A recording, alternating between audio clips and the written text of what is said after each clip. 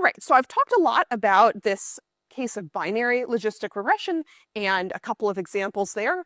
But our theorem holds in a much broader setting, and so I wanted to briefly talk about that.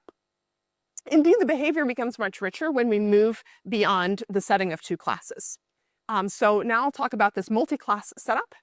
We have these class means, so now we have L number of classes. We can take these class means, mu1 up through mu L, and we put those in a matrix, so D by L matrix. And now the SGD iterates will have, again, L columns. So this is a D by L matrix. The case that I was discussing up until this point, we were looking at the case of L equals 2. So in principle, you can do that with a D by 2 matrix. But there's a nice simplification you can do where you just say, I'm going to define mu to be mu1 minus mu2, and then you can do it with just a single column. And so that, that makes life simpler, and that's what I was doing on the previous slides. Okay, so here we're moving into the case where we truly have mu and x both being a matrix rather than a vector. Okay. And so just to see an example of what this looks like in something analogous to the 0-1 model that I presented before. So now we have 3 covariance matrices instead of just 2. And 0, we'll take again 0-1 eigen values. Now we'll have 8 index sets instead of 4 for all the different possibilities of 0s and 1s. And our mu and x are going to be not vectors, but rather now they're living in a space of D by 3. And our m, which was the inner product of x with mu, before it was just a scalar, now this is a 3 by 3 matrix. And so there you can see that you're going to get some much more complicated behavior. Before, when m was just a scalar, we decomposed it as the sum of these 4 quantities, which represented the projection in these 4 different eigenspaces. And what we saw was that the m00 was the biggest one, and then these m01 and m10 and m11 were all smaller. For the case with 3 by 3, if we take that whole 3 by 3 matrix and we decompose it into as a sum of these 8 projections, indeed we see that the contribution from the 0, 0, 0 eigenspace is dominant, but the other ones become much more complicated because now you have these 9 different entries in the matrix, and you have to think about kind of the interaction between the different classes, and so already the behavior is becoming much richer. So I want to talk a little bit about the details of the theorem.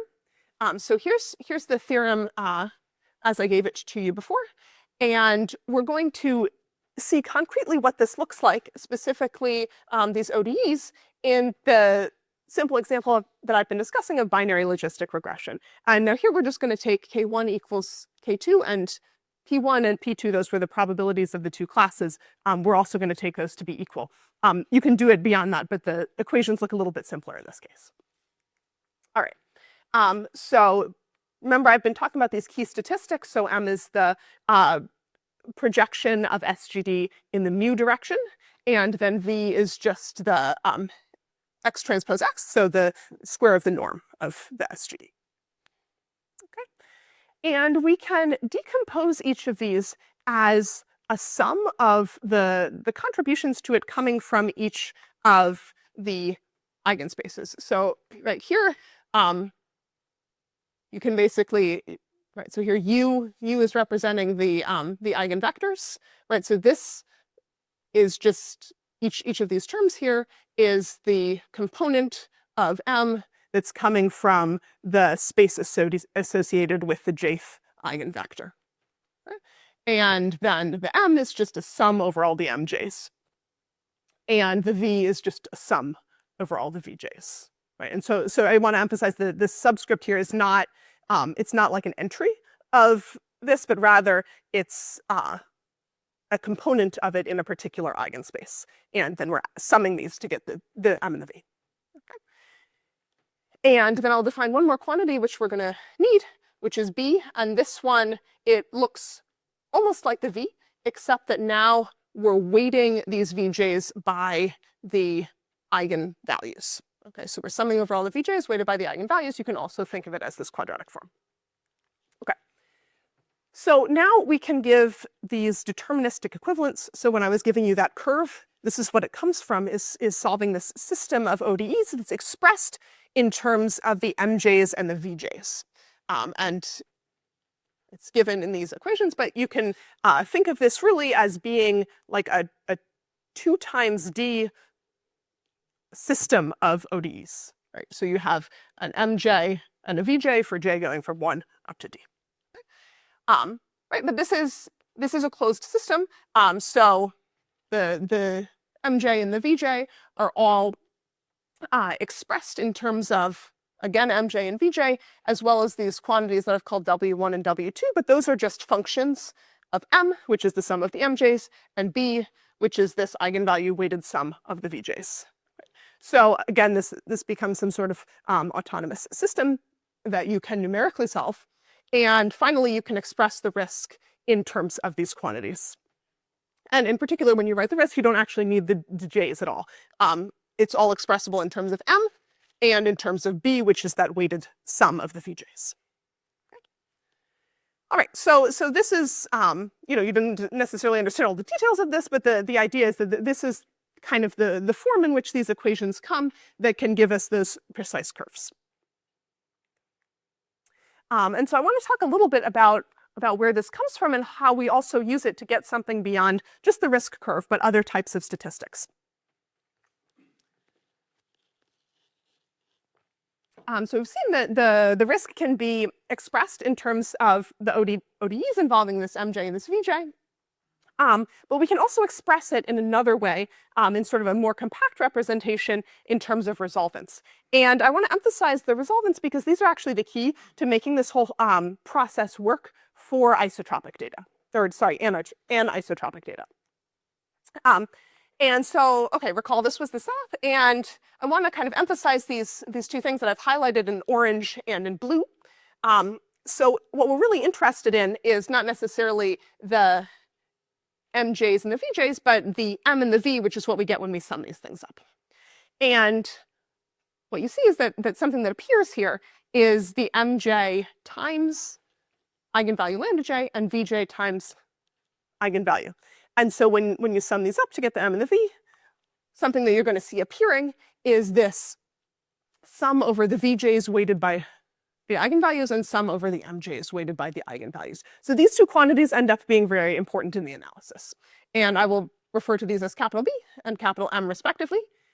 Notice that you can also write these as quadratic forms of X transpose K and X transpose KX and X transpose K mu. I've put it as Ki here because in the equations that I gave you for simplicity, I did the case where all the Ki's were equal to each other. But of course, we can have different covariances for the different classes. And so we get these quantities. Right? So I'm going to introduce one more notation, which is W. So W is going to be just the thing that I get when I take the X and I take the mu and I just put them side by side to make one big matrix. Then if I do W transpose Ki times W, this encodes both of these things, right? So you can think this is sort of like a block matrix that includes these as two of the blocks. Okay, and so that's something that's really that we need for our analysis is this W transpose Ki W. Now it turns out that when you're doing the proofs, you actually need a bit more than that. In order to analyze this quantity, you need to analyze some other quantities, and you end up with sort of higher powers of K appearing in the middle of that quadratic form. So what you actually need to be able to handle is something of the form W transpose Q W, where Q is some polynomial in the covariance matrices. So I'll pause here to say that this is where it changes quite dramatically from what you would see in the case of identity covariance. So if you had identity covariance, that K just disappears. And you don't need to worry about getting higher powers of that, getting polynomials of that. you just have W transpose W, and that encapsulates everything that you need to know. But if you want to handle these anisotropic examples, you do need to deal with this case where you have these Ks in the quadratic form. And this is where resolvents become very helpful, because resolvents can actually encode all statistics of this form. So I'll talk a little bit about resolvents now. As I mentioned, we need statistics of this form W transpose QW, where Q is some polynomial of the covariance matrices. And here we use resolvents, and in particular, the residue formula. Just as a refresher, in case it's not familiar, the resolvent, what I mean is K minus Z times identity, and you take the inverse of that. And Z is just some complex scalar parameter. And then the resolvent identity, the residue formula says that this is a particular example, I guess. So this is the example where we take just a single covariance matrix.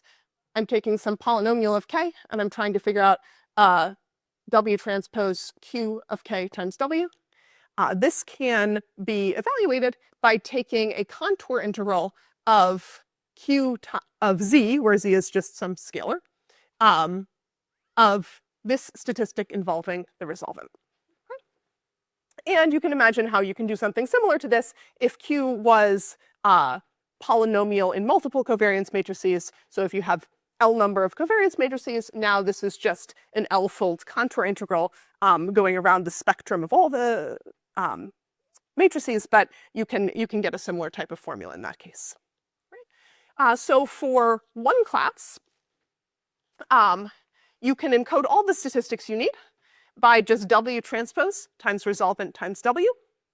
In the multi-class case, now we have these different covariance matrices that we have to deal with. So we put in the middle not just the resolvent, but the product of the resolvents on all of the covariance matrices. And this is where you see the reason that we made this assumption that the covariance matrices need to commute. Because dealing with this product of the resolvents, if the matrices are non-commuting, would be really messy. So finally, we're going to call this thing S, this quadratic form with the resolvents in the middle. And this one has a deterministic equivalent that also solves some ODEs, not the ones that I showed before, but this is an equivalent formulation of our solution. And in fact, there's a mapping that goes between the two. So the stuff that I was talking about before with the MJs and the VJs, you can also write it in terms of differential equations on this quantity involving the resolvent. So depends which you like. On the one hand, this is lower dimensional. It's just 2L by 2L, which is finite, rather than that 2 times D thing that, where D is going to infinity. On the other hand, this involves resolvents, involves these Z parameters. So, different ones are helpful for different things, but this one certainly is helpful for the proofs. All right, so now stepping back from the details of the theorem, I wanted to just briefly mention some other models that fall within our framework. So one thing that we can do is we can handle the case where there's a different number of classes than clusters. So in the examples that I've been discussing, we had L number of clusters, Gaussian clusters, and each one corresponds to one of our classes. But there's other setups that perhaps you would combine some of the clusters into one class. An example that's often cited is the XOR example. So we haven't analyzed these in detail, but they do fall within our framework. We can also look beyond classification tasks. So for example, if you had some sort of ground truth vector, X star, and your labels are not these one-hot labels, but rather they're given as some function of the inner product of your data with this X star, and maybe including some noise epsilon, then we can handle that as well. Now just the X star needs to be incorporated into the setup. So the risk function now is also a function of the inner product with the X star.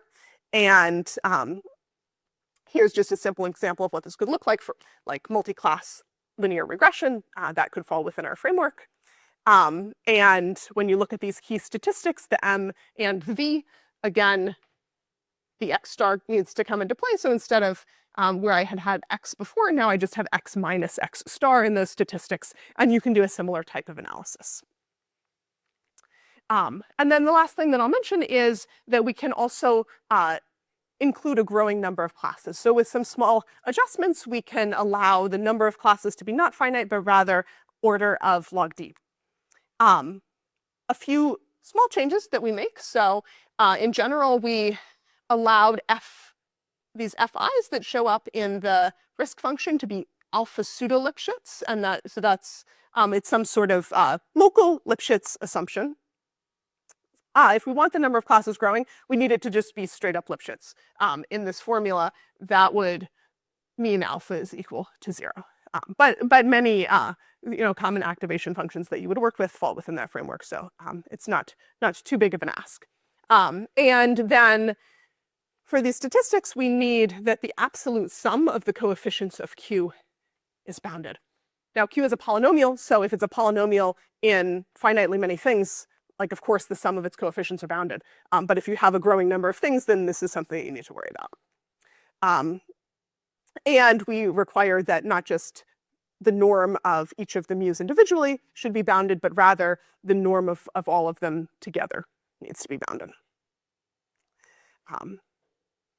This extension also applies to our previous work, so you can use a similar method to show that that one would also, in the case of GLMs, would also work for a slowly growing number of classes. Okay, so I'll conclude here with a brief summary. So we've talked about the high dimensional limit of SGD on Gaussian mixtures, and in particular showed that the risk trajectory converges to a deterministic curve, which is expressible in terms of a system of ODEs. And this holds for general covariance structure. We looked in detail at the binary classification in the anisotropic setting. So that was those examples of the 0-1 model and the power law model. And we talked about the direction learned by SGD, in particular this trade-off between learning the difference in the means versus learning the direction of smallest variance. And we saw that for the power law model, there's actually transition in the behavior depending on the magnitude of the power law exponent. And these results are demonstrated both numerically and analytically. In terms of proof techniques, if you don't remember all the details, I think the key takeaway is that the resolvent is an important tool for analyzing the anisotropic setting. And then there's a couple other extensions that I discussed at the end, but I'll leave it there, and thank you very much.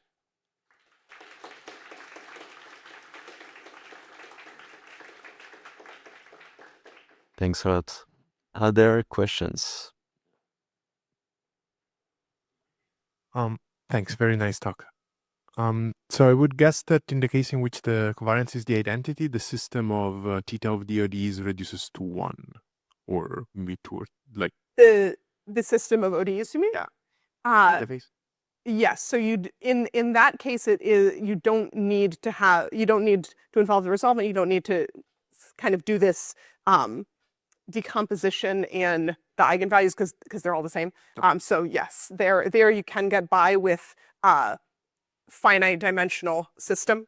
Because you have V, B, and yeah, yeah, exactly. So you still have more than yeah, and there are some other papers that use that assumption, and then they get some quite more detailed results because of the ability to represent everything in terms of a finite number of statistics. Now, in the 0-1 case, do you also get a major simplification? Like, can you write all together all the ODEs that correspond to 0 eigenvalue and to 1 eigenvalue, or you still get theta of D? Yeah. So yes, you do get a simplification in that, and that's why we were able to get quite a bit more kind of analytic results in that direction. So I think we haven't explored doing this, but I would say that probably you don't really need the full resolvent machinery to handle that case alone. Now, we were interested in handling other things like the power law and other types of spectra. But I think probably if you wanted just that 0-1, you could get by with something simpler. Thanks. Yeah.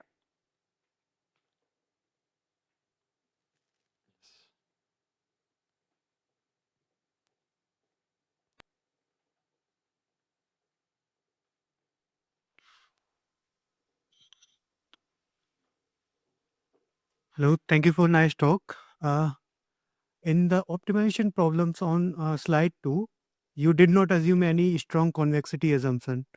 Okay, so the non-convexity of the objective function f does not impact your work, or like because there could be many local minima or like.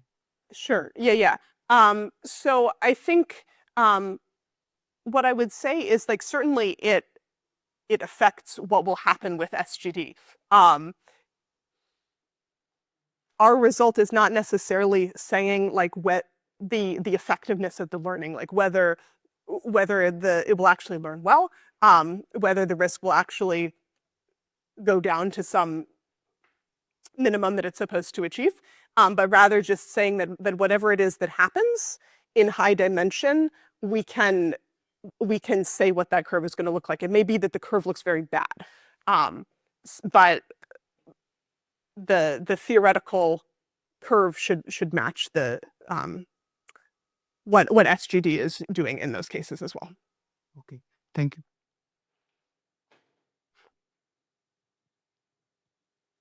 Any other questions? Hi, thank you for the nice talk.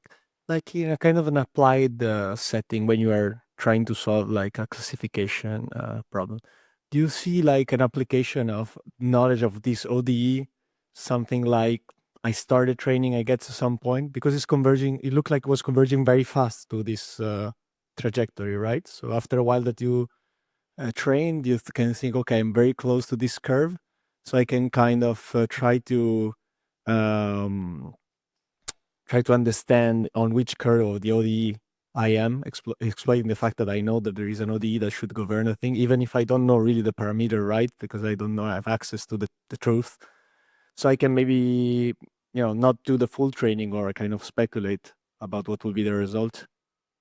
Yeah, so I think that, I mean, that's one thing that you could take out of it, is that if you have some reasonable expectation of what would be the probability of the classes, what the spectrum would look like, that you could get some estimate of kind of what the decay of the risk would look like. Something else that you could do is you could mess with the size of the step size, right? And so by looking at these ODEs, you could model like, well, what would happen if I took a bigger step size or a smaller step size, and what would be the effect of that? In some cases, you can see like there's a step size threshold, but if it's too big, like really, you don't want to do that. So like, and then you can see what's the biggest step size that I could get away with that this thing is going to behave in a reasonable manner. So certainly, if you have some estimates on what the spectrum and the magnitudes of the class sizes would look like, then you could do things like that. Okay, thank you.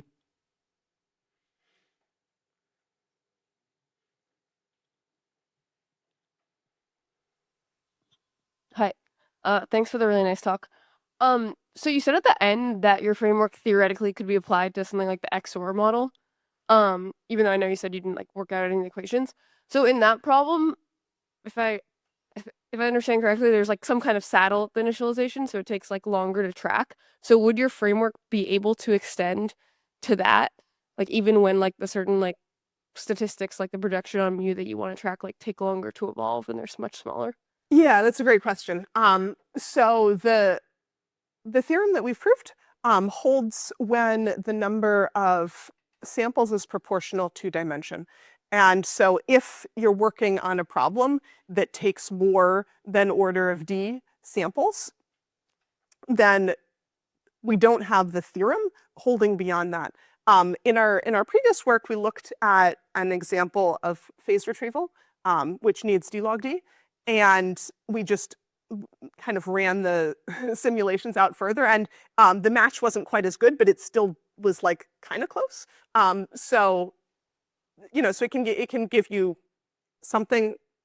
I see, but for like phase retrieval, you can get like equations that are on the level of granularity that you need for phase retrieval, even if like theoretically it doesn't necessarily hold for, Yeah, all it seems the- it seemed quite close. I mean, now the other thing is if you can do some other method to like a warm start or something that can decrease the amount of SGD iterations that you need, then the theorem becomes more reliably applicable.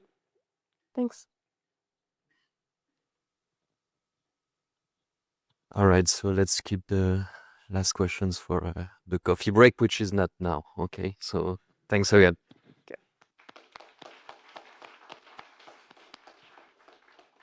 The next speaker can